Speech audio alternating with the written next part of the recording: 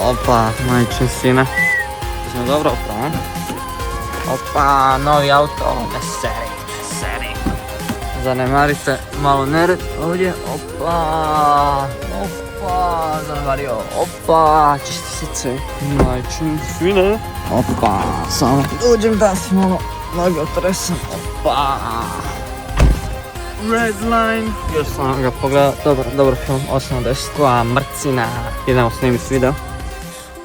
Pozdrav ekipa, dobrodošli u još jedan novi video. Danas je nedelja, kiša pada, došao sam iz crkve s mise. Idem odraditi ovaj video, idem ga snimit, da to skinem s obaveza jer već par tjedana želim snimiti, ali evo, nikako ne radi se ne znam, trebam ga snimiti, trebam podnijeti kameru. Ne, idemo riješiti video. Današnja tema za video je vrlo zanimljiva. Kako imati motivaciju od 0 do 24. Može biti milion stvari sada, kako imati motivaciju, kako imati energije, ali ja ću vam reći 3 glavne stvari svog osobnog iskustva. Što zapravo djeluje u starom svijetu. Prva stvar, možda će vam zvučati onako vrlo basic, da, to svi znamo. Prva stvar vam čini, pa ja bih rekao, sigurno 50% energije, motivacije koju ćete imati u danu. Pola puta ste prošli. Ako imate ovo već prvu stvar složenu, riješenu, to će biti spavanje 8 sati.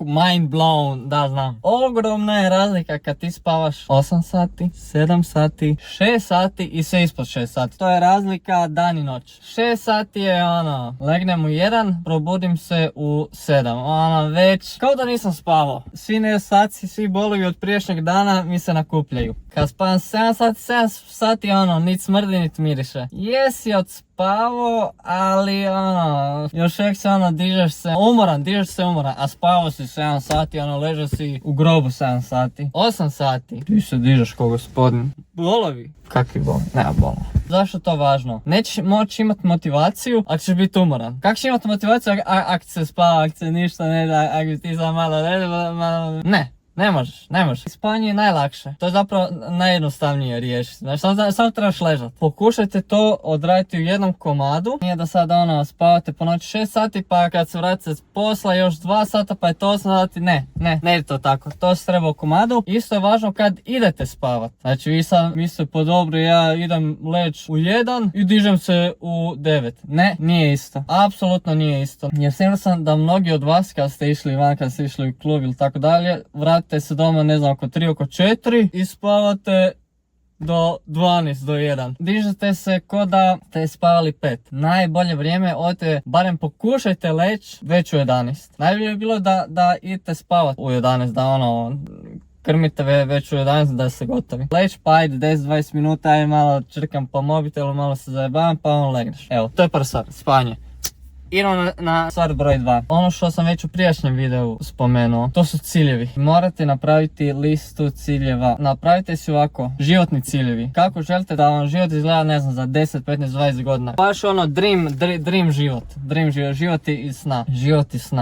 Život iz snova. Šta želim imati, kakav želim biti, s kim želim biti, kakav život želim živjeti, tako, razumijete me. I sada idete na godišnje ciljeve. Idu životni ciljevi i onda nakon toga ide godišnji ciljevi. Što u godišnje ciljeve, logično što želite postići u ovoj godini, da dođete do tog životnog cilja. Želim kupiti ovaj auto, želim ovo postići, želim upoznat ovu osobu, želim biti s ovom osobom, tako dalje. Nakon životni ciljevi, godišnji ciljevi, nakon godišnjih ciljeva idu mjesečni ciljevi. Što u ovom mjesecu morate činiti da dođete bliže tih godišnjih ciljeva.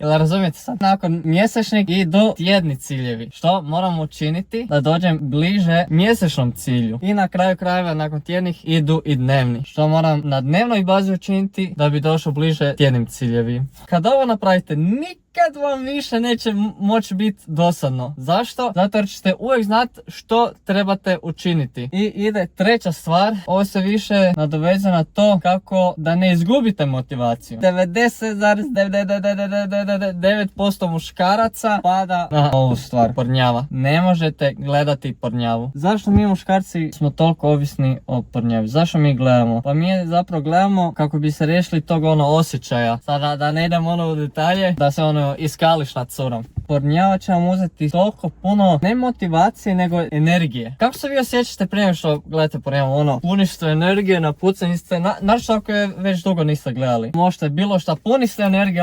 testosteron, puca iz vas, iskače. Šta se govori nakon što pogledate? Spava mi se. Istina. I komentirajte, ali ovo je istina, komentirajte. Pornjava će vam uzeti toliko puno životne energije. I morate shvatiti, vi koji ste ne gledam pornjavu, na detoksu sam, November, kako se sad već zove. Jedini konačni cilj da zapravo se riješe tog osjećaja, da prestanete zapravo gledati pornjavu, je da nađete curu. Znam, teško je, znam,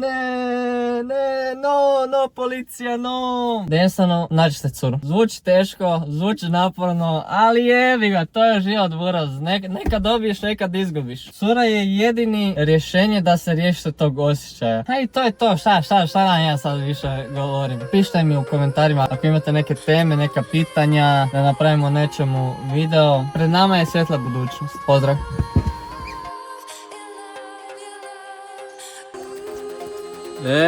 Majčin sine, milutine. Može. Jebem ti majčin. Šta sad? Da, šta sam ja htio reći za ovo? Majčin sine. Kaj mogu reći za pornjavu? Pornjava. Majčin sine. Ne smijete gunat. Gun. You cannot goon all day, every day. Šta će se u čarapu drkat svaki put slušavat? Jebi ga sad, ne može burat, ne može to tako.